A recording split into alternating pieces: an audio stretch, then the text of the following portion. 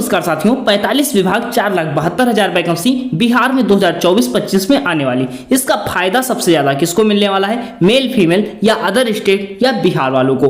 अब इसमें क्या 4,72,000 वैकेंसी का डेटा जो दिया गया है, क्या पूरी वैकेंसी एक साथ दे दी जाएंगी? क्या अलग अलग विभाग में कितनी वैकेंसी रिजर्व करके फिर वैकेंसी दिया जाएगा? इन सब के बारे में पूरी तरीके से बात करने वाले हैं। और यह जो आरक्षण का प्रावधान है ये कितने % होगा, अदर स्टेट को कितना मिलने वाला है, पूरी डिटेल के साथ बात करने वाले। तो सबसे पहले बात करते हैं 45 विभाग कौन कौन से हो जाते हैं जहां पर 4,72,000 वैकेंसी आने वाली है। इसमें अगर आप देख रहे होंगे तो विभागवार स्वीकृत पद जो हैं ये दे दी गए हैं। ये 45 विभाग ने अपना डेटा दिया है। 4,72,000 वैकेंसी टोटल देख रहे हैं आप हो जाती हैं। अब ये 4,72,000 वैकेंसी में सबसे नंबर 1 पर अगर देखा जाए, सबसे ज्यादा वैकेंसी अभी भी कहां पर है? शिक्षा विभाग में है। अब तक इतनी फिल हो चुकी है, तब भी सबसे ज्यादा वैकेंसी 2,17,591 पद जो है शिक्षा विभाग में। क्या ये सारी वैकेंसी फिल कर दी जाएंगी? क्या सारे पद दे दिए जाएंगे? तो सारे पद नहीं दिए जाएंगे, ये कुछ रिजर्व कर लिए जाएंगे सरकार के द्वारा। जो वास्तविकता है यही बता रहे हैं।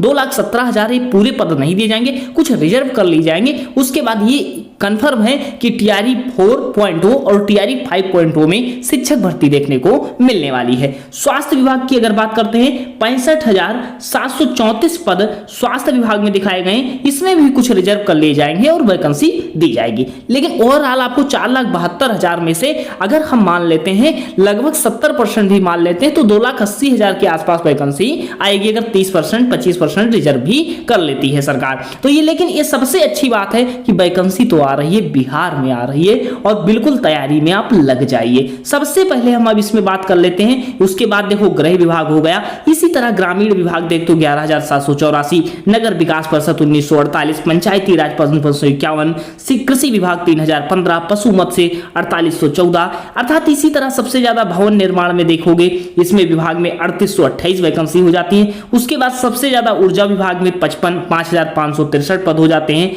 फिर सामान्य प्रशासन विभाग में 3,845 पद हो जाते हैं। उसके बाद देखिएगा श्रम संसाधन विभाग में 5,039 पद हो जाते हैं। उसके बाद सबसे ज्यादा फिर जल संसाधन में देख सकते हो आप 7,548 हो जाते हैं। फिर उसके बाद बड़ी वैकेंसी की अगर बात करते हैं 15,224 वैकेंसी राजस्व विभाग में पद आने वाले हैं और 7,163 अनुसूचित जाति और जनजाति कल्याण विभाग के द्वारा।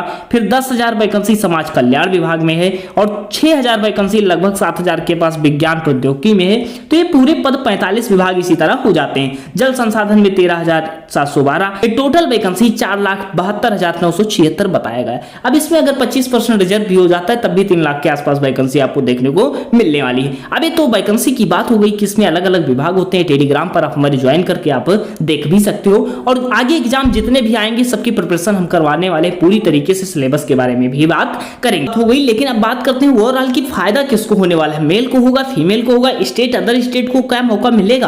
क्या सभी वैकेंसी एक साथ आ जाएंगी 45 विभाग की 4,72,000?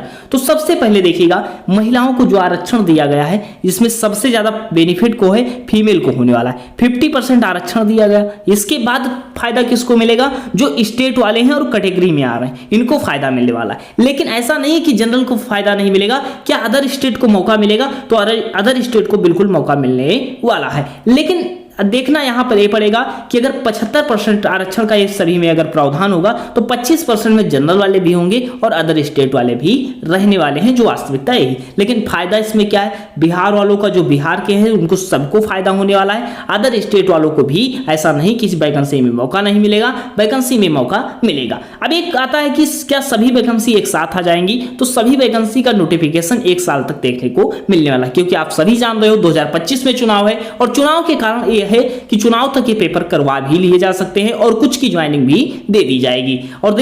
जैसा कि आप देख रहे हो पेपर लीक होता है तो इससे भी छुटकारा पे कोई नियम कानून आ जाना चाहिए कि ताकि उससे नौकरी मिल जाए जो लोग तैयारी कर रहे हैं। अब आरक्षण का प्रावधान कैसा होगा? तो आरक्षण का प्रावधान 75% वाला रहने वाला है। क्या अदर स्टेट को मौका? तो अदर स्टेट को मिलने वाला है मौका। और इसमें क्या अदर स्टेट की जो फीमेल है इनको वो आरक्षण दिया जाएगा तो अदर स्टेट की फीमेल को आरक्षण नहीं दिया जाएगा। जैसा कि अब इसका उदाहरण क्या कोई है तो जैसा कि बिहार शिक्षक भर्ती हुआ था, सीटेट के कम मार्क्स थे जो फीमेल को ले लिया गया था, फिर दोबारा बाहर कर दिया गया। क्यों बाहर किया गया? क्योंकि कहा गया कि आप हमारे राज्य की नहीं हो, इस कारण आपको जनरल से फाइट करना पड़ेगा।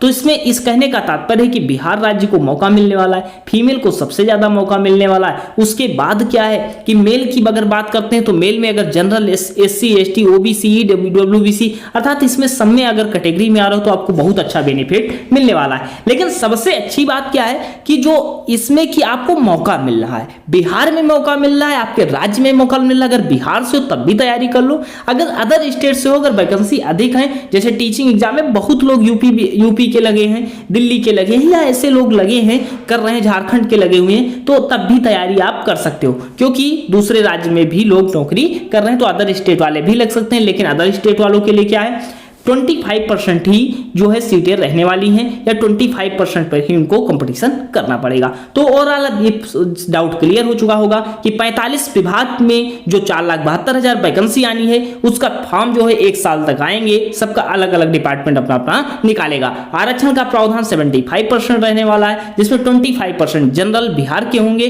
और अदर स्टेट को मौका मिलने वाला है। सबसे ज्यादा फायदा फीमेल को मिलने वाला है, फिर जो कैटेगरी में आते हैं उनको फायदा मिलने वाला है। और सबसे ओवरऑल एक खुशखबरी ये है कि सभी को समझो एक अवसर, वैकेंसी न होने से अच्छा कि वैकेंसी तो देखने को मिल रही है बिहार राज्य में, तो सबसे अच्छी बात है ये। बाकी ये आरक्षण का प्रावधान था जो नए नोटिफिकेशन के आधार पर था कि शेड्यूल कास्ट को 16% के आधार पर 20% दिया जाएगा, शेड्यूल ट्राइब्स को 1% के आधार पर 2%, बैकवर्ड क्लास को पहले 15% आरक्षण था, अब 18% है, और ये अदर हो जाता है। EWS को 10% आरक्षण, तो एक टोटल 75% आरक्षण हो जाता है। तो अपने आधार पर जिस विभाग की आप तैयारी कर रहे हो, कृषि विभाग, स्वास्थ्य विभाग, जल विभाग या राजस्व विभाग, किसकी भी तैयारी कर रहे हो, आप अपना सिलेबस देख लो, प्रिपरेशन में लग जाओ, ये मौका बार बार नहीं मिलने वाला है। और बाकी अगर रही तैयारी की बात, तो हमारे द्वारा जो भी तैयारी होगी, जिस एग्जाम की होगी, चाहे TRE 3.0 की हो, चाहे 4.0 की हो, 5.0 की हो, हमारी तरफ से अगर जो भी प्रयास होगा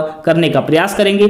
टेलीग्राम ज्वाइन करके आप PDF देख सकते हो कि आपके विभाग में कितनी वैकेंसी है।